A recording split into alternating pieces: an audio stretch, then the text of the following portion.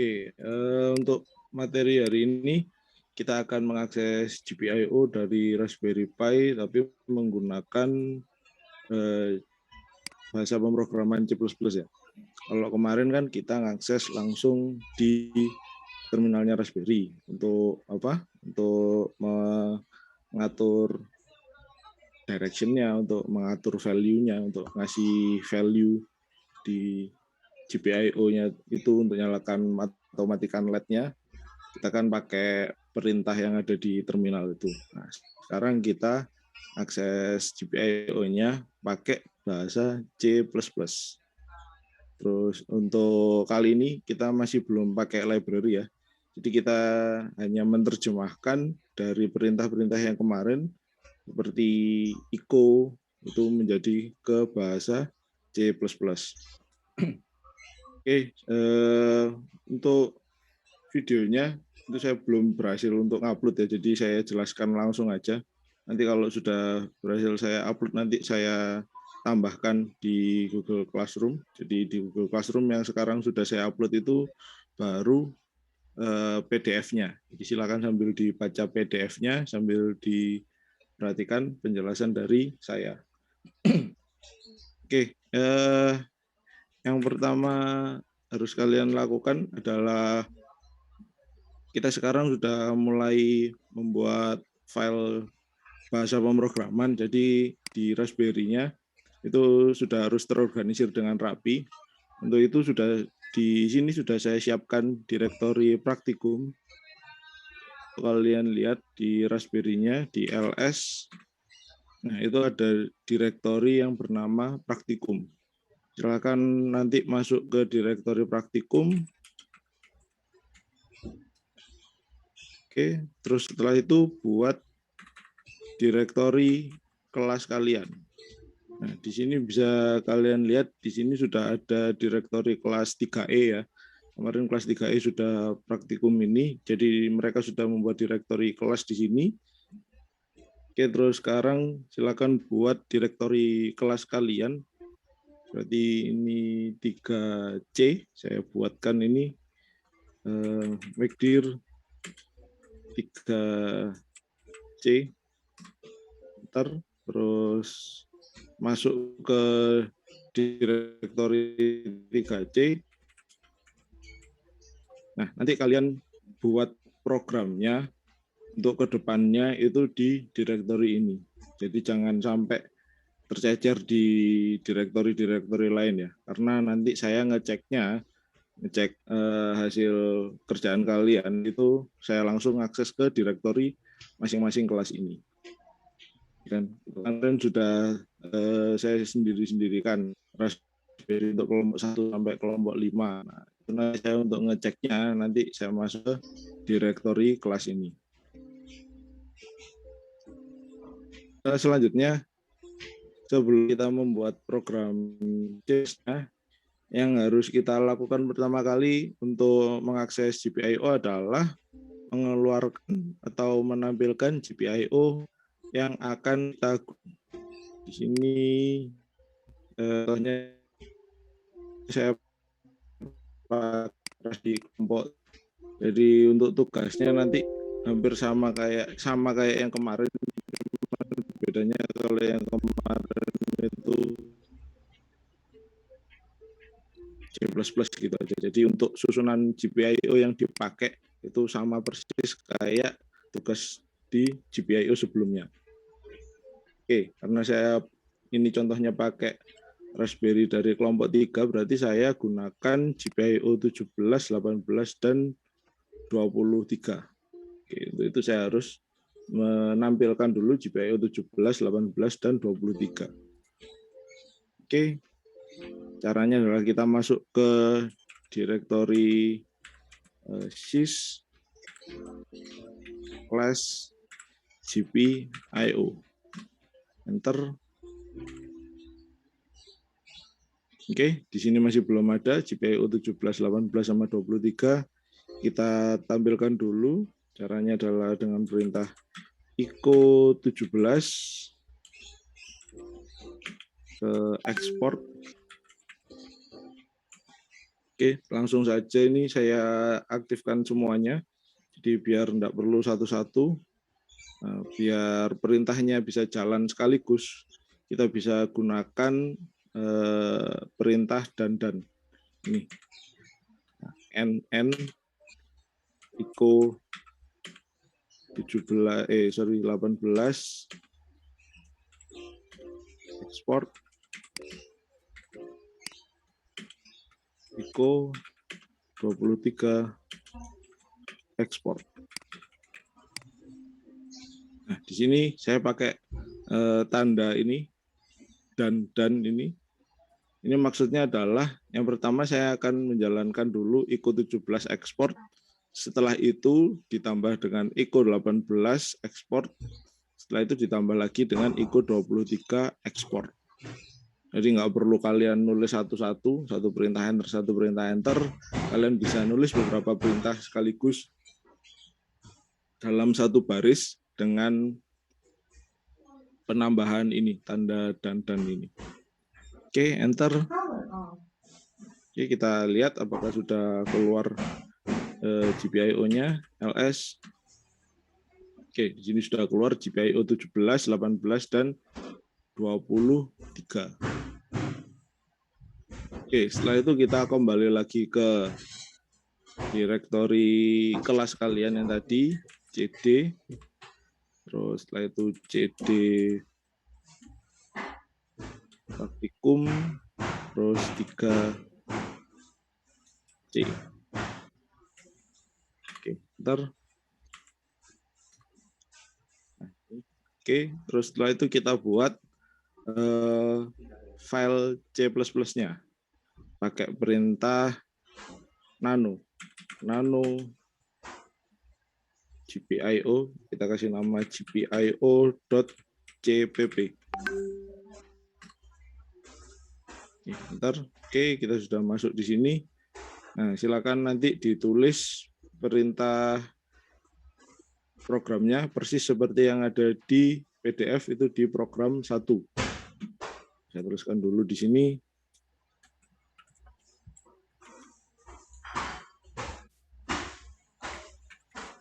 Include, kita pakai library-nya IOStream.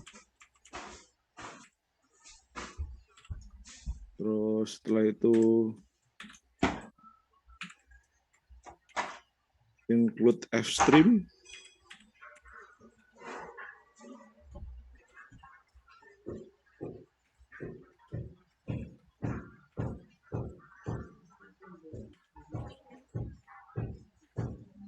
Oke, pakai using namespace std. Terus masuk ke program utamanya, integer main.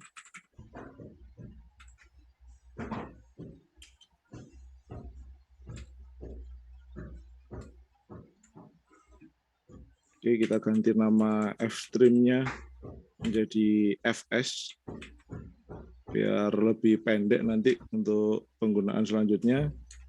Terus setelah itu kita mulai untuk mengubah direction-nya menjadi output ya. Kalau kemarin perintah yang harus dikerjakan adalah echo out terus direction. Nah, itu kan maksudnya adalah memberikan nilai out ke dalam file direction. Nah, kalau di C++, perintah yang pertama adalah kita buka dulu file direction-nya, fs.open dalam kurung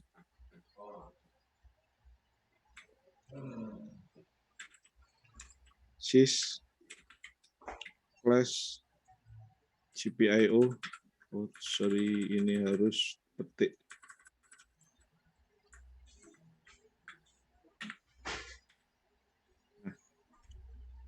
Sys slash GPIO. Nah, di sini yang saya buat output dulu adalah GPIO 17 misalkan. GPIO 17, terus filenya adalah direction.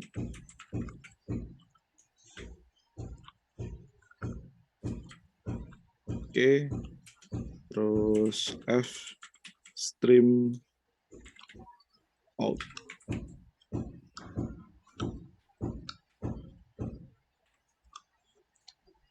Oke, setelah kita buka filenya, kita tuliskan nilainya. Yang akan kita masukkan adalah out di fs out.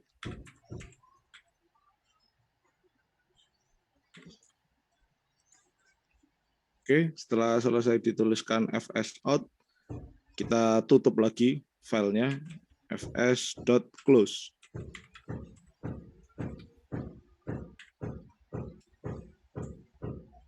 Oke, returnnya 0, ada nilai baliknya.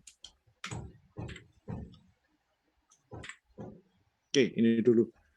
Nah, di program ini berarti kita akan merubah direction dari GPIO 17 yang secara default adalah input, kita akan jadikan output. Oke, kita simpan dulu, Ctrl O, Enter, keluar Ctrl X. Nah, sebelumnya kita cek dulu untuk direction-nya, apakah nilai awalnya input atau output. Kita cek cat sys class GPIO 17 direction. Oke.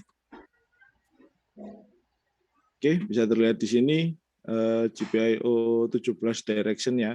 Secara default dia adalah input. Nah, kita akan buat input kita ubah jadi output dengan menggunakan program yang sudah kita tuliskan tadi. Oke, sebelumnya kita compile dulu pakai G++, GPIO.cpp, kita buat executable filenya main.o GPIO. Sorry. Oke, seperti ini, enter. Oke, tidak ada error, berarti kompilasinya sudah berhasil. Setelah itu kita jalankan /GPIO. Enter. Nah, kita cek apakah direction dari GPIO 17 sudah berubah. Harusnya kan sudah berubah ya, karena di program C++-nya tadi kita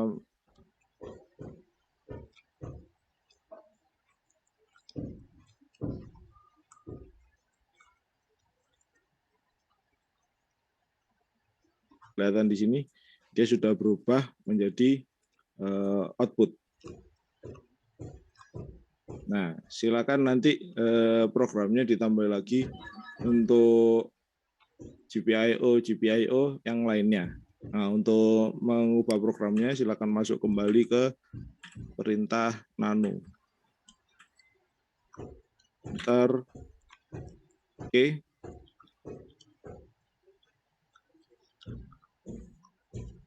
Silakan nanti ditambahkan untuk GPIO yang lainnya yang akan kalian gunakan.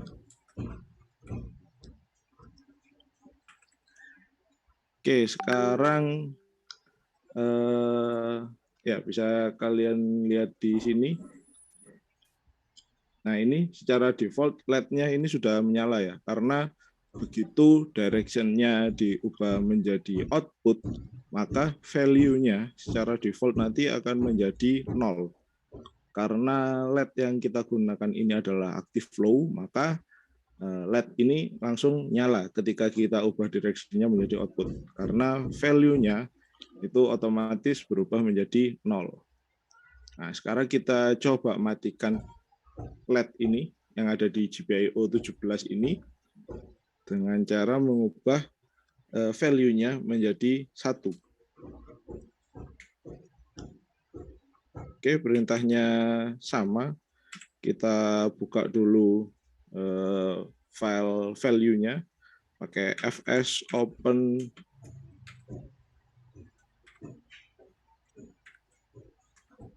sys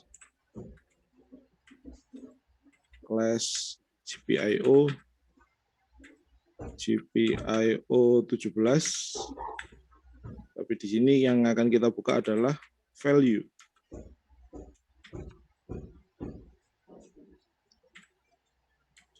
Oke, fs stream out.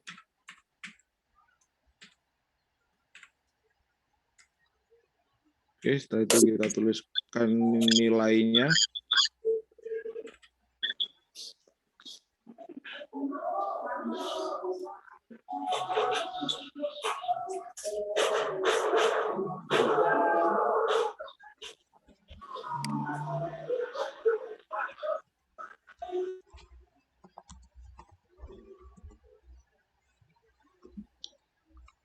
Oke, kita tuliskan nilainya, kita ubah menjadi 1.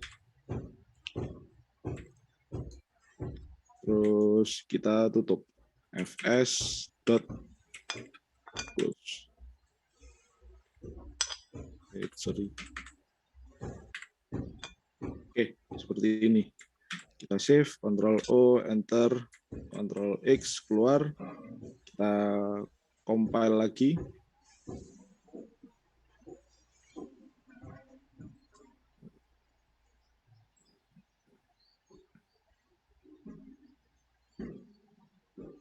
Oke, kita compile lagi di sini. Oh, tadi nggak kelihatan ya. Sorry. Belum saya rubah tadi. Nah, ini saya bukakan lagi. Nah, tadi yang saya tambahkan adalah ini. fs open sampai fs close yang ini. Jadi yang di awal tadi yang saya tuliskan adalah fs open direction, terus fs out sampai fs close ini. Terus setelah itu untuk merubah value-nya, itu yang saya tuliskan adalah ini tadi, fs open value, terus fs1 karena kita akan mengubah value-nya dari 0 menjadi 1, kita akan matikan LED-nya, terus setelah itu fs close. Jadi hampir sama untuk langkah-langkahnya. Kita buka filenya dulu, terus diisi nilainya, setelah itu ditutup filenya. Oke, seperti itu. Kita save, Ctrl O, Enter, keluar Ctrl X. Oke, kita cek dulu untuk value-nya sekarang.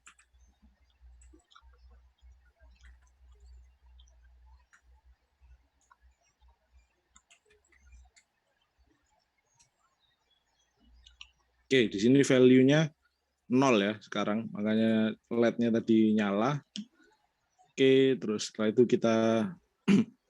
kita compile program yang sudah saya edit tadi. Enter. Oke, ada error. Setelah itu kita jalankan /GPIO. Enter. Oke, kita lihat value-nya. Nah, sekarang value-nya sudah berubah menjadi 1. Kita lihat LED-nya, apakah sudah mati. Nah ini, LED-nya sudah mati.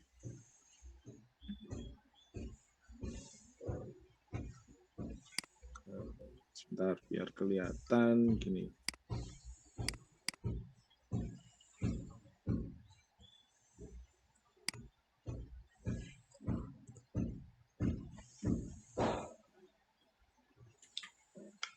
Oke, terus sekarang saya coba nyalakan lagi LED-nya.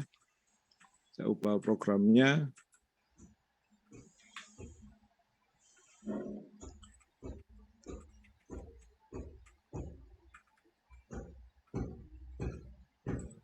Ini saya ganti 0, save, enter, terus keluar, Ctrl X. Kita compile lagi.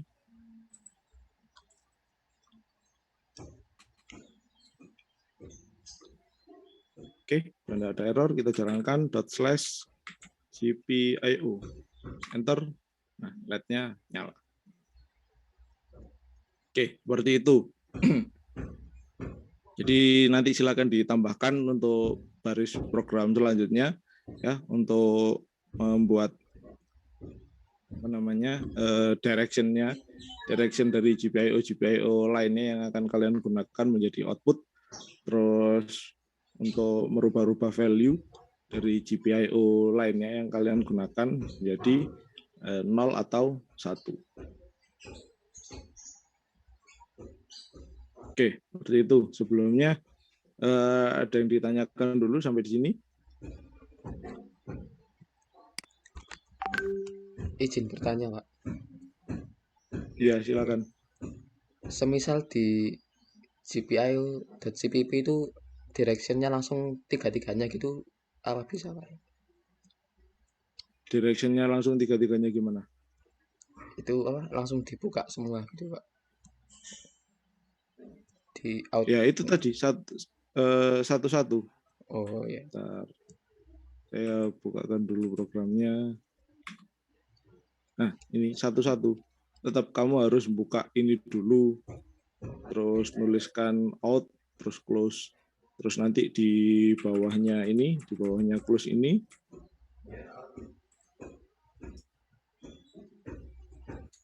ini kamu tuliskan untuk yang GPIO kedua untuk direction-nya. Kamu kumpulkan dulu gitu boleh. Atau, nah ini, kalau kamu bisa pakai perulangan untuk, jadi biar enggak usah satu-satu gitu ya. Jadi pakai for atau pakai apa ya, pakai while. Nah, silakan. Itu nanti kalau kamu bisa pakai itu, nanti ada nilai tambah untuk kalian. Kayak kemarin di kelas 3E itu juga ada yang tanya, Pak, kalau misalkan saya males nulis satu-satu untuk FS Open-nya ini, saya mau pakai perulangan buat GPIO-nya biar otomatis nanti langsung nambah satu-satu gitu, gimana? Apakah bisa? Bisa. Silakan dicari programnya gimana, nanti silakan ditunjukkan ke saya.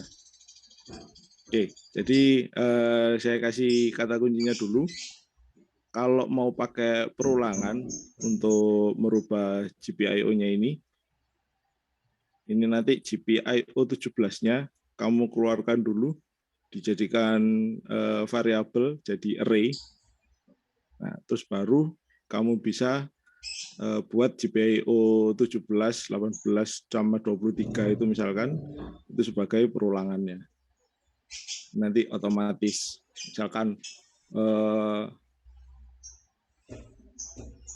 kemarin for 1 sampai 3 gitu misalkan, GPIO-nya nambah-nambah sendiri gitu. Itu bisa.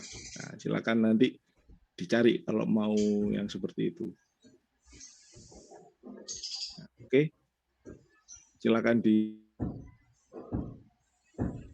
kita nanti tunjukkan saya kasih nilai plus untuk kelompok yang bisa mempraktekkan itu. Oke, ada pertanyaan lagi misal? Ada pertanyaan lagi sebelum kita mulai praktikumnya?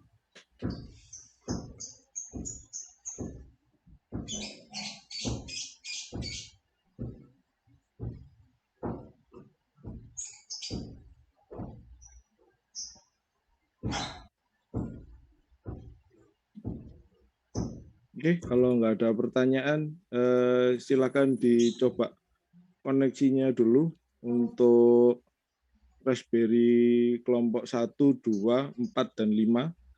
Nanti untuk yang Raspberry kelompok 3, saya konfigurasikan dulu. Saya kembalikan dulu, tadi masih saya pakai. Silakan kelompok 1, apakah sudah bisa connect?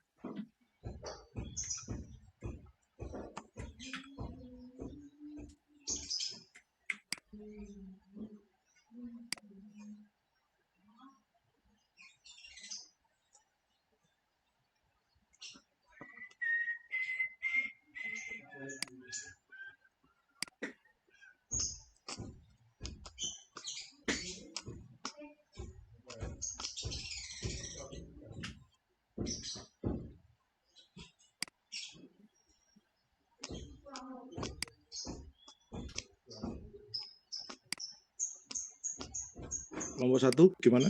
Sudah bisa connect?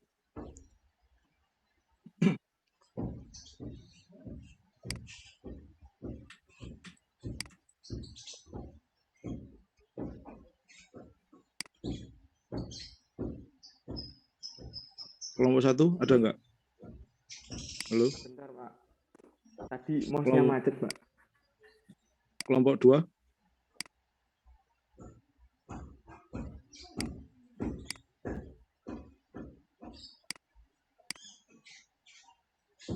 Untuk kelompok 2, apakah sudah bisa?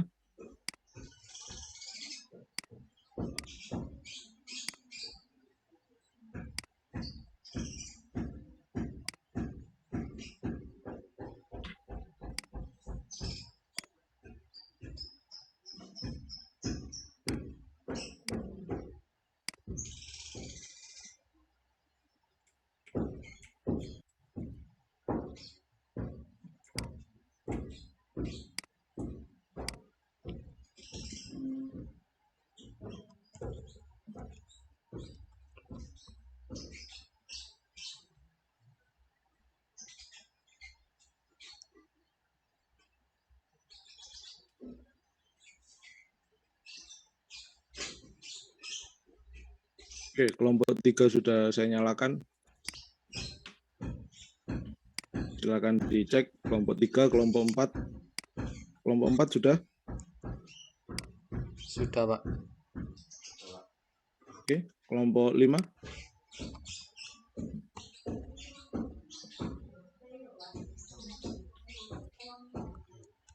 Belum, Pak.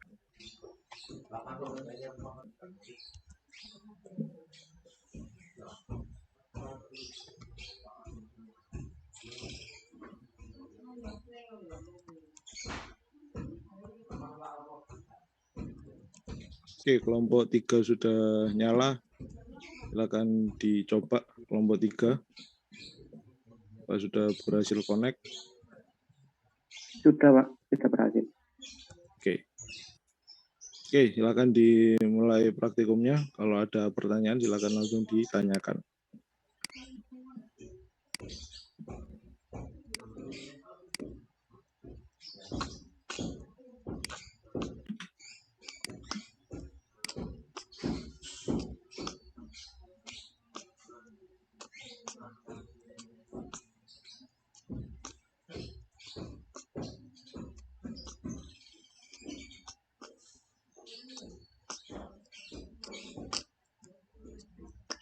Mohon maaf sebelumnya Pak, tadi saya sudah di absen belum Pak?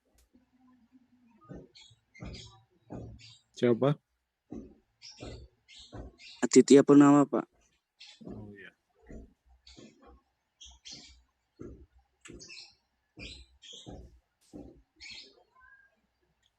Sama saya Pak, Muhammad Andrian. Ya, oke. Makasih Pak.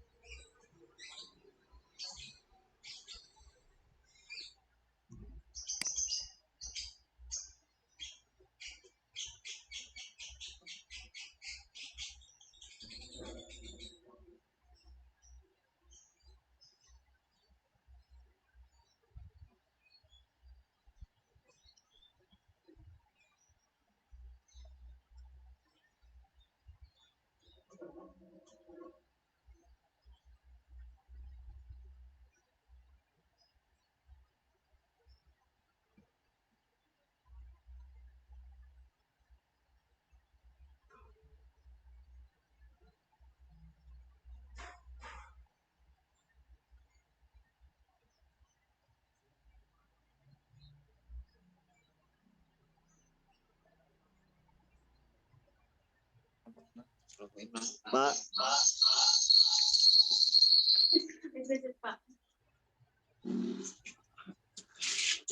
Pak, izin bertanya. Ya, silakan. Itu Pak, yang kelompok 5 buat lagi Pak. Maksudnya? Value-nya itu input lagu. Melodinya itu Pak. Upload ulang Pak. Oh, kenapa? Itu tadi kan Ubuntu Pak. Terus ganti device gitu Pak. Yang Sekarang kemarin dipakai apa? Ubuntu. Apa Linux. Ya, kenapa nggak pakai itu aja?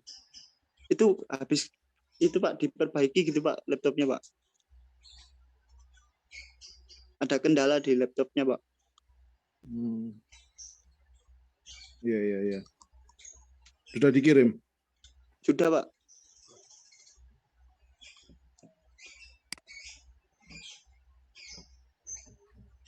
Baik Pak, terima kasih Pak.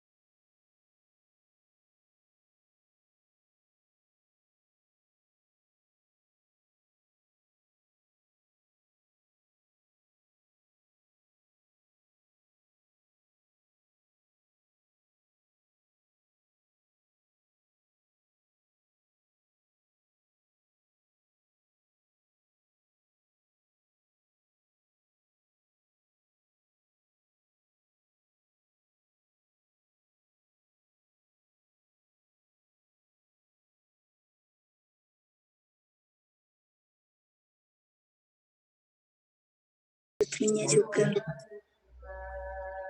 Kenapa baru sekarang? Kenapa nggak dari kemarin-kemarin? Udah nggak apa-apa, silakan. Soalnya itu Pak mati lampu di daerah Suhat, Semanggi Barat sini. Jadi laptopnya mati, nggak bisa dipakai. Udah silakan dikirim.